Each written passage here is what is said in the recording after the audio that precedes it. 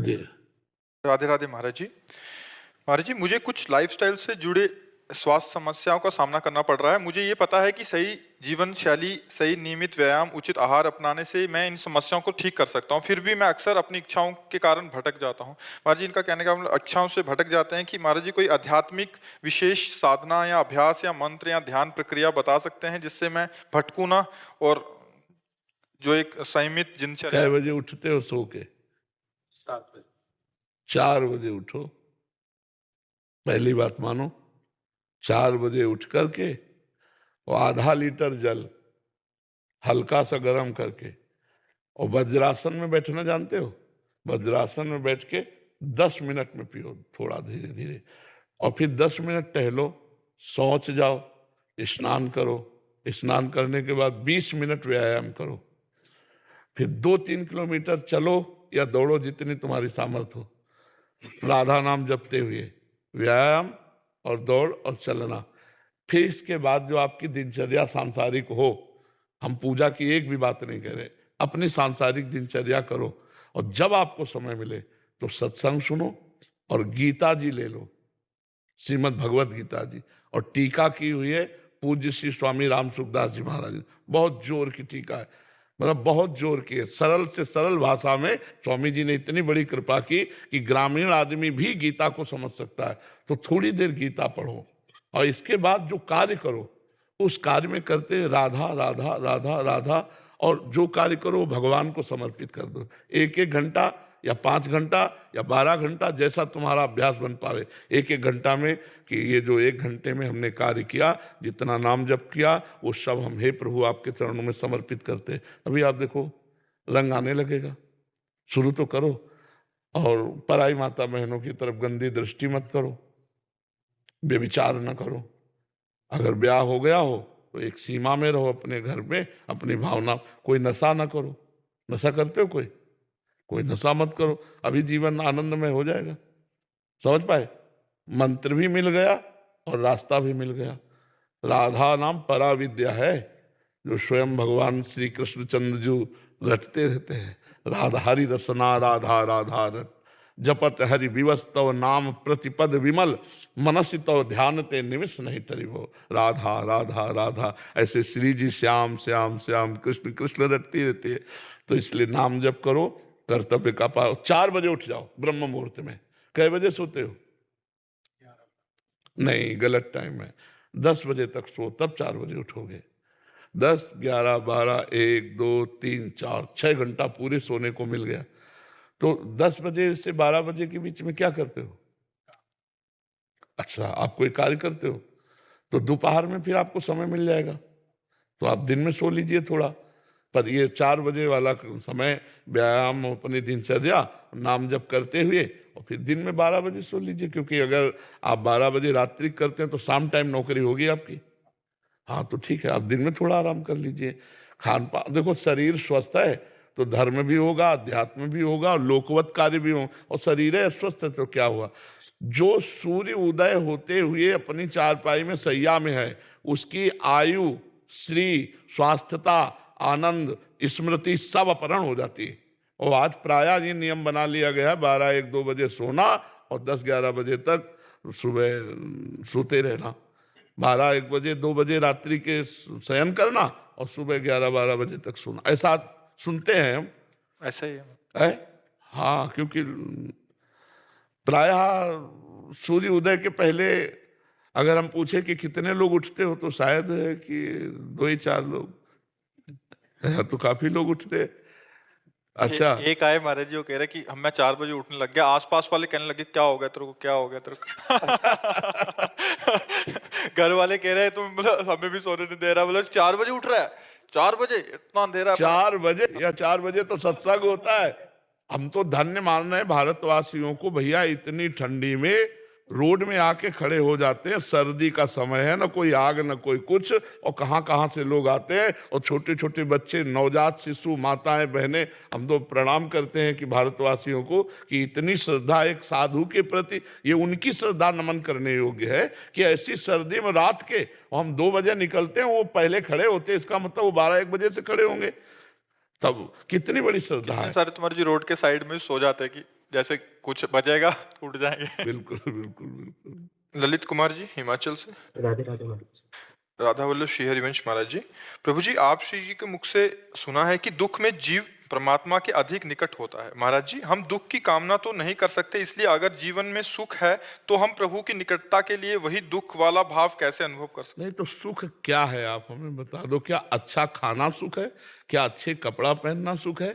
क्या अच्छी पोजीशन में पद में हो इसे सुख कहते हो? क्या बैंक बैलेंस है इसे सुख कहते हो? या महंगी गाड़ी में चलते हो इसे सुख कहते हो? ये सुख है? अभी तो जैसे गांव के लड़का ना जब गुड़ बनता है ना और उसका सीधा चाटने को पा जाते हैं तो नाचते हैं, और अगर कहीं रबड़ी पा जाए की तरफ देखेंगे नहीं। अभी सुख को जाना ही नहीं। अच्छा बताओ, अभी शरीर छूटे, क्योंकि मृत्यु लोक है, कभी छूट सकता है, तो ना तुम्हारा शरीर जाएगा, ना तुम्हारी गाड़ी जाएगी, ना बैंक बैलेंस जाएगा, ना पद प्रतिष्ठा जाएगा, ना कोई व्यक्ति जाएगा। आप अकेले शरीर छोड़कर पूरा दुख ही दुख हुआ कि नहीं हुआ? पूरे जीवन जो कमाया उसमें कुछ नहीं ले जा रहे हो। ये लोग ऐसा खतरनाक लोग है कि इस लोग से जब जाता है ना तो कपड़ा तक उतरा कर भेजा जाता है। ये कपड़ा ही है जीव का। वसांस जीर्णानि यथा विहाय नवानि गृह्णाति नरोपराण। ये कपड़ा ही है।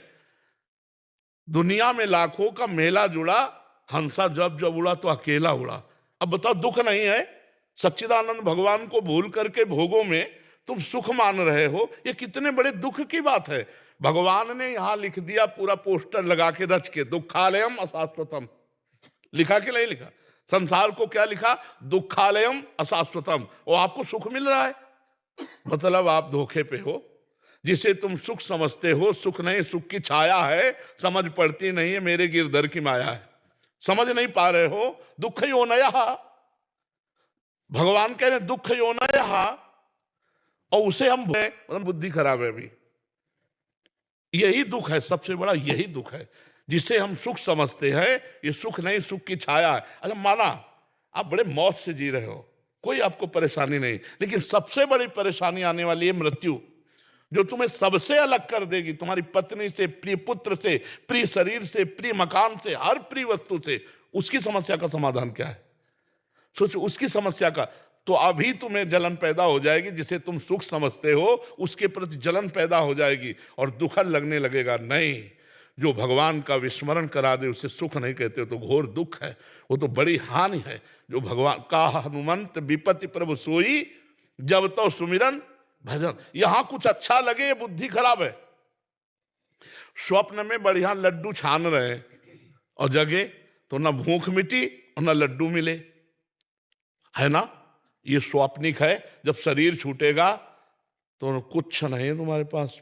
इतना लंबा समय दिया गया था, 70 वर्ष 80 वर्ष, कि जाकर भगवान का भजन करके भगवत प्राप्ति कर लो, लेकिन भोगों में रम गए। हमारे पास कौन सा सुख है जो स्थायी हो? आप बोलो सुख कौन सा है? अरे जब सोए तब मुझे इस जागृत के सुखों का सानिध्य नहीं था, तो झूठे हुए ना।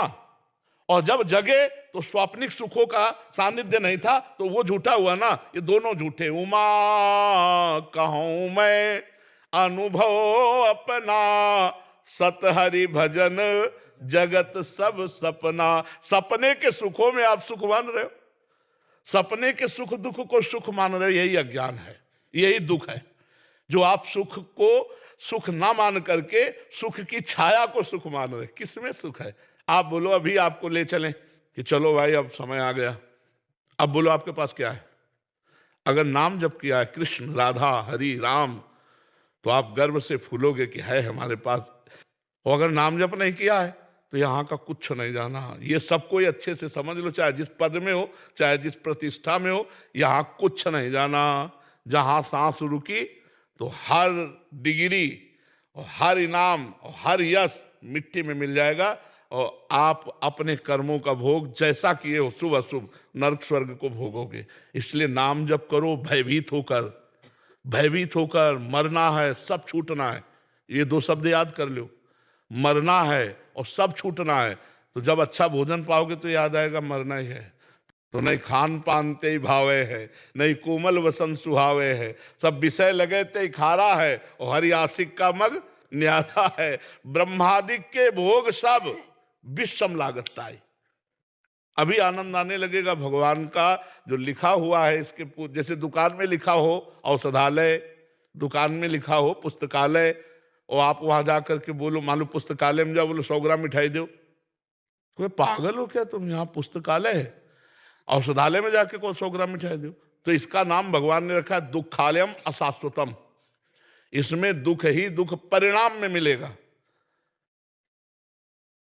यहाँ वो अशाश्वत नाशवान छूट जाने वाला है।